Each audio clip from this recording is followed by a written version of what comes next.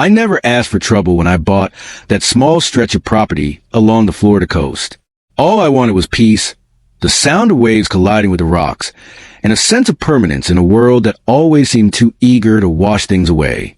After 20 years in the Navy, much of it spent on deployments that tested the limits of my endurance, I thought I had finally found a place where I could rest.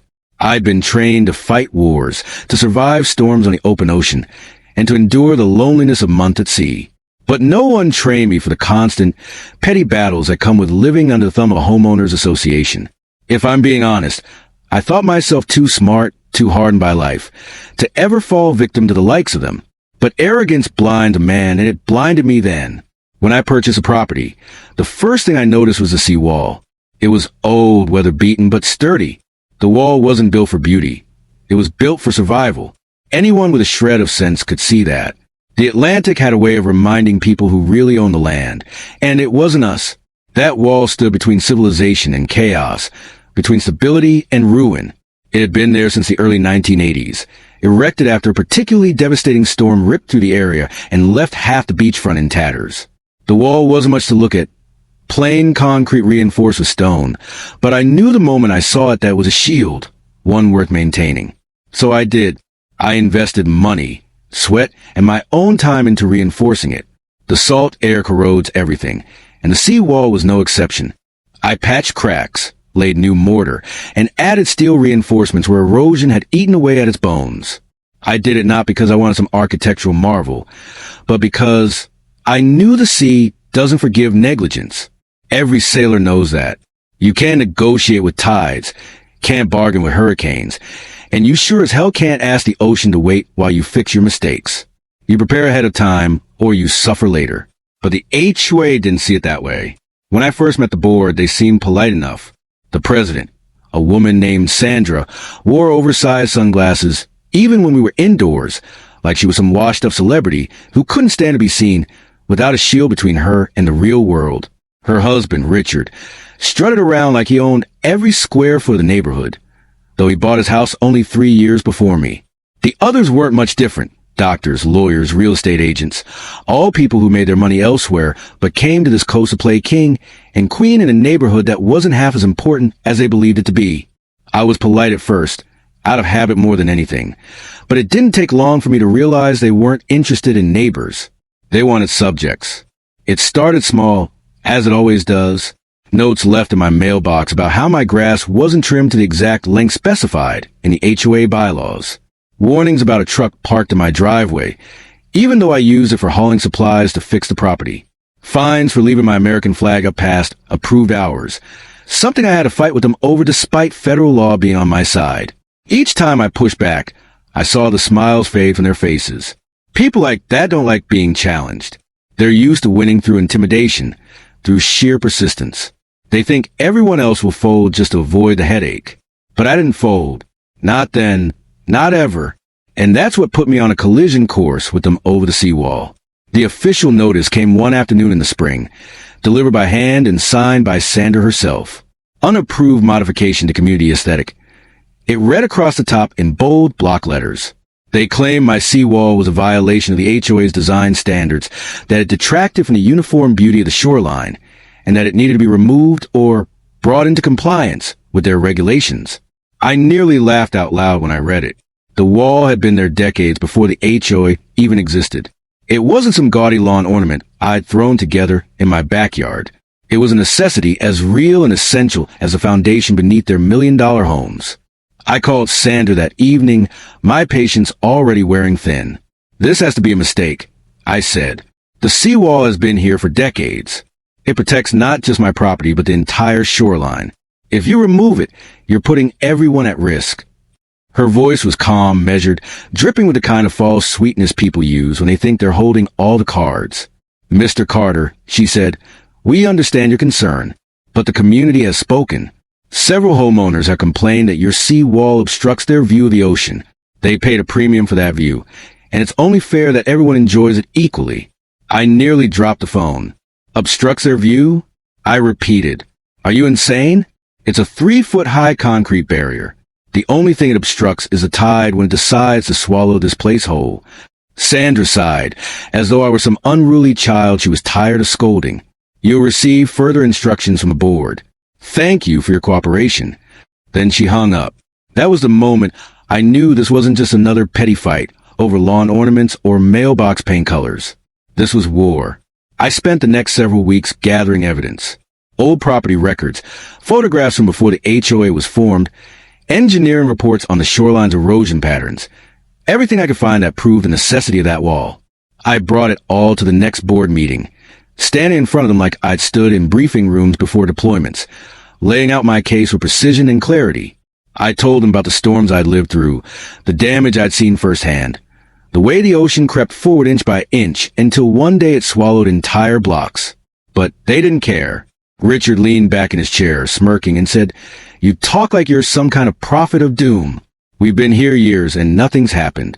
The sea is calm. It's beautiful, and your wall ruins it. People bought here for luxury, not fear." Sandra nodded along. "We've made our decision. The wall will be removed. If you don't comply, the HOA will hire contractors and bill you for the expense. That's final." The room erupted in murmurs of approval from the other board members, their sheepish faces nodding like bobbleheads. I looked at them, every single one of them, and I saw the same arrogance that's doomed men throughout history, the arrogance of believing they can command nature. I walked out of that meeting with my jaw clenched so tight I thought my teeth might crack. For the first time since leaving the Navy, I felt something I hadn't felt in years, the certainty of an approaching battle. The contractor showed up 3 weeks later, flanked by 2 HOA board members who stood there like they were watching some kind of coronation. I had already received the final notice in the mail, complete with threats of legal action if I resisted their so-called community improvement project. I tried filing an injunction, but the judge, someone who probably golfed with Sandra and Richard on weekends, dismissed it without a second thought. In the end, it was me, standing on my porch with my arms crossed, watching strangers tear down a wall that stood longer than any of their million-dollar beach homes. They used jackhammers and crowbars, laughing and joking like they were demolishing a condemned building instead of destroying the only shield between us and the Atlantic. Every crack of concrete, every chunk of stone hauled away, felt like a part of me being ripped out. That wall had been my first project after moving here. I'd reinforced it with my own 2 hands, sweating in the blazing Florida sun, pouring everything I had into it because I believed it mattered. And now it was rubble, carted off to a landfill, erased from existence because it offended the view. Sandra strutted up to me afterward, her sunglasses reflecting the sunlight like a shield from the truth. "You'll thank us later," she said with a smile that made my stomach churn. "Property values will soar now that the shoreline looks clean again. Your home will benefit too." I stared at her for a long moment, the same way I used to stare at enemy positions through binoculars, calculating angles, weighing outcomes. "When the storm comes," I said quietly, "don't come knocking on my door." She chuckled like I was telling a joke at a dinner party. "Oh, Mr. Carter, you're so dramatic." Then she walked off, heels clicking against the pavement like a drumbeat of arrogance. For a while, life went on. Summer came, tourists flooded the beaches, and the HOA paraded their triumph at every meeting. They bragged about the restored natural beauty of the shoreline, even brought in a photographer to take glossy pictures for the community newsletter. I became the cautionary tale, the grumpy veteran who didn't understand progress.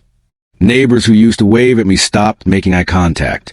Some whispered when I walked past. Others looked at me with thinly veiled contempt, as though I were the reason they'd ever had to deal with an ugly wall in the first place. I kept my mouth shut, mostly let them believe what they wanted. I knew better. The sea doesn't care about property values. The sea doesn't care about views. It only cares about taking back what was stolen from it. And sooner or later, it always does. The first warning signs came in late August. The Atlantic hurricane season is unpredictable, but I had been through enough deployments and storm watches to know when the air itself carried weight. The wind shifted, souter, heavier. The horizon grew darker, not just from clouds, but from the kind of haze that tells you something massive is stirring far away. I followed the weather reports obsessively, tracking a tropical depression that formed off the coast of Africa. Most of the neighborhood ignored it. "It'll turn north," Richard said at a meeting, sipping his overpriced bourbon. "They always do." But this one didn't turn. It grew. Day by day, it strengthened, feeding on the warm waters of the Atlantic until it was no longer a depression, but a storm, then a hurricane, then something the meteorologists didn't even want to categorize. They used phrases like once in a century and unprecedented surge levels. The models showed a path barreling straight for our coast. I spent those days preparing the way I always had. I boarded my windows, secured what I could, and laid in supplies. But this time, for the first time since I bought the house, I had no wall to count on. My property stood naked before the ocean, as exposed as a soldier walking into enemy fire without cover. And I wasn't the only one. The entire neighborhood, every million-dollar mansion with its glass walls and beachfront pools, stood there vulnerable because the one barrier that had been built for survival had been destroyed in the name of beauty. 2 nights before landfall, I watched the news as the governor ordered mandatory evacuations. Cars clogged the highways, families fled inland, and the neighborhood grew eerily silent.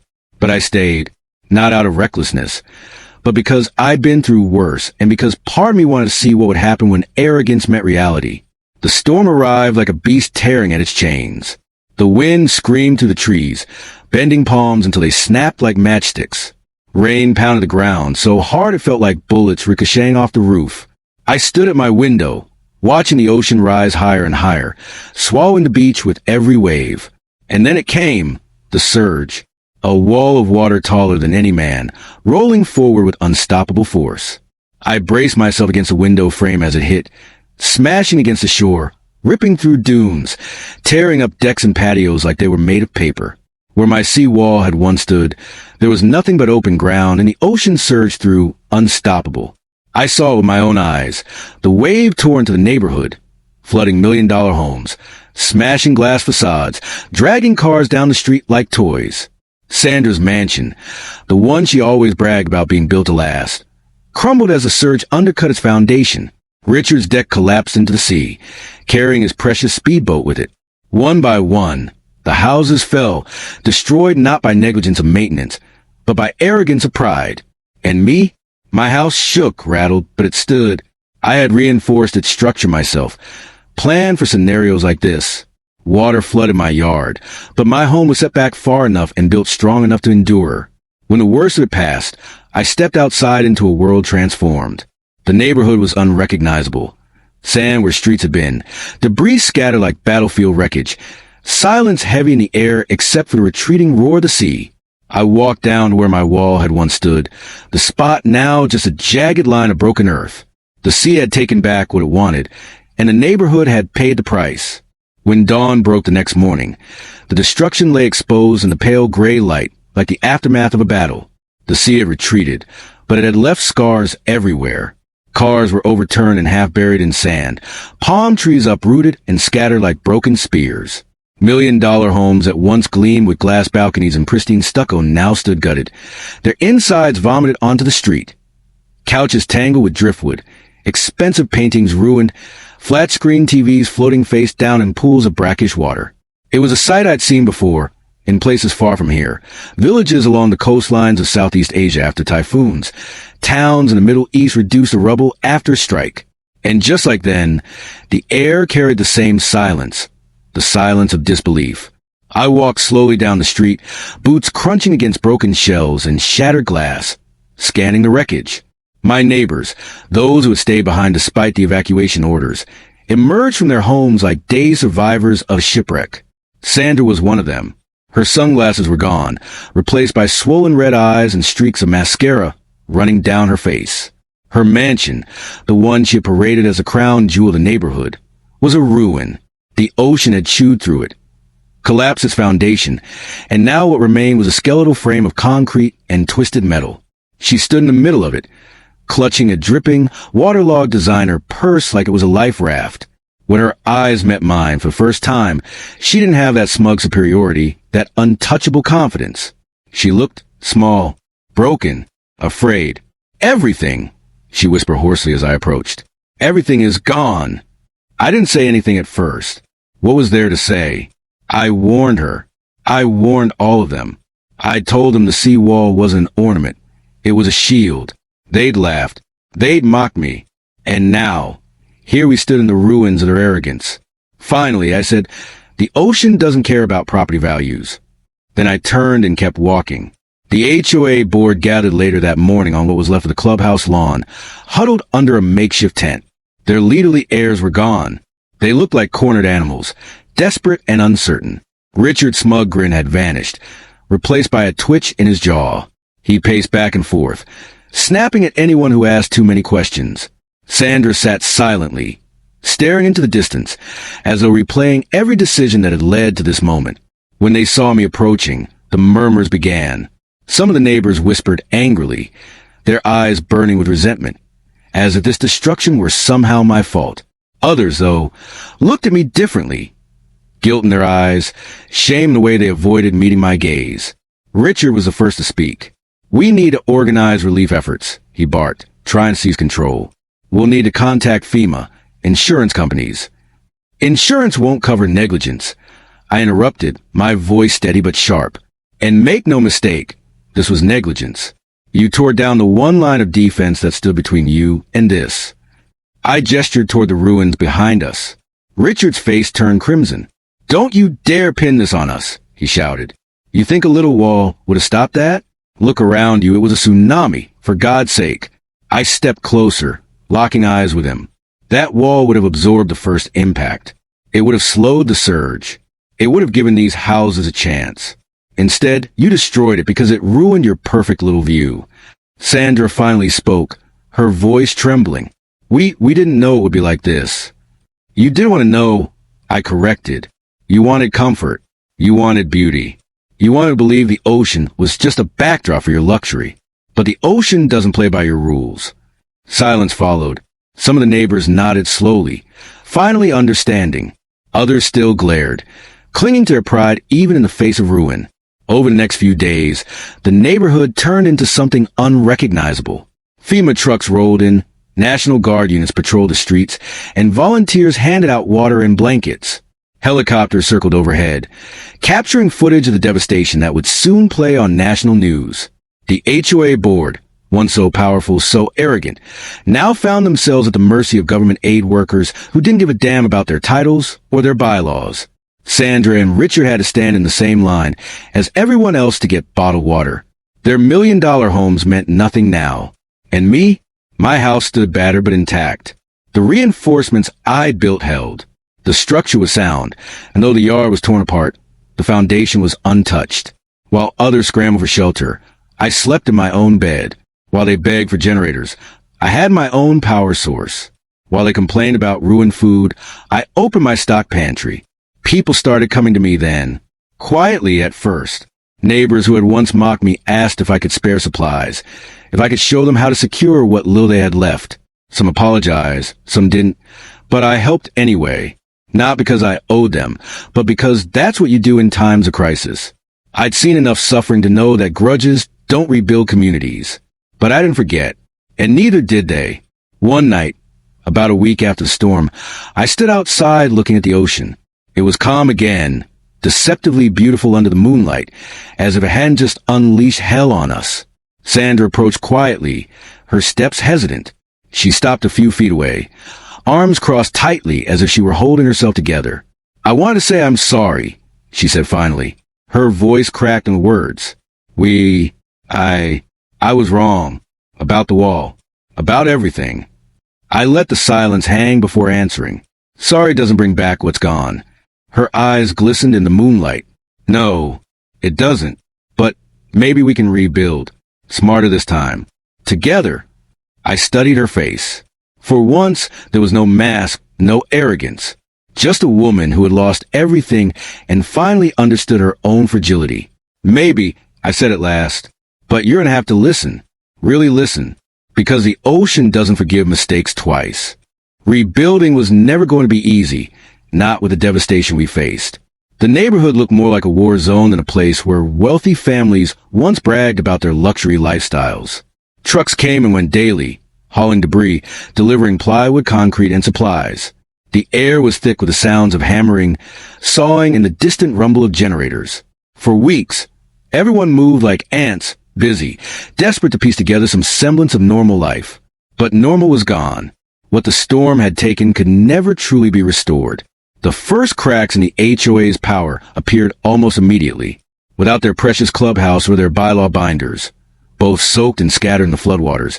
The board had no authority left. No one wanted to hear about fines or regulations anymore.